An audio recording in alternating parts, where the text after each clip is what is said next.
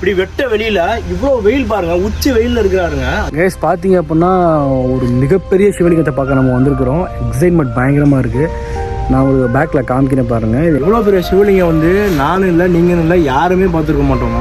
வெட்ட வெளியில் எவ்வளோ பெரிய ஒரு ஆவுடை பாருங்கள், எவ்வளோ பெரிய ஒரு கோவில் இருக்க வேண்டியது, எப்படிப்பட்ட ஒரு கோயிலாக இருந்திருக்கான் ஒரு காலத்தில். இப்போ இவர் இருக்க நிலைமையை பாருங்கள். இன்றைக்கி நம்மளால் முடிஞ்ச இவருக்கு வந்து ஒரு அபிஷேகம் பண்ணி இவரை வந்து சிறப்பாக மாற்றலாம். போவோம். ஃபுல்லாக காமிக்கிறோம் பாருங்கள்.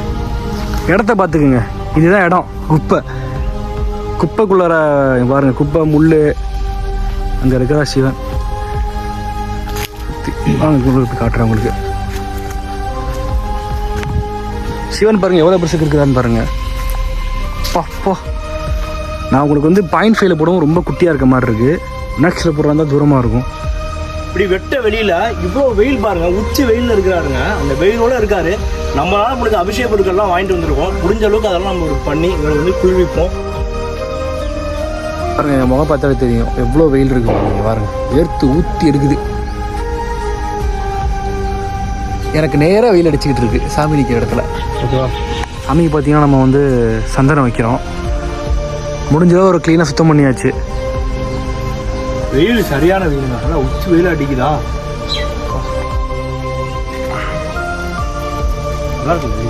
ஓகே தான், நல்லா இருக்கு. சாமி பாருங்க, பட்டு வேஷ்டி.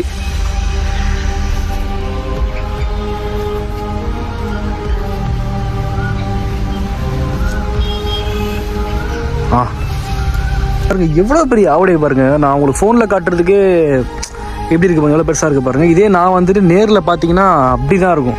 அவ்வளோ பெருசாக இருக்குது, ஆச்சரியமாக இருக்குது.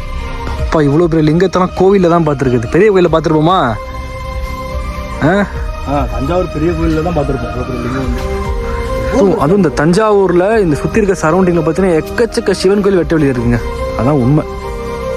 சாமிக்கு துண்டு. ஓகே, அழகா போட்டுவிடு. ருத்ராட்சம் போடுறோங்க, ஏற்கனவே போட்டிருந்தாங்க, நம்ம அப்படியே நம்ம போடுறோம்.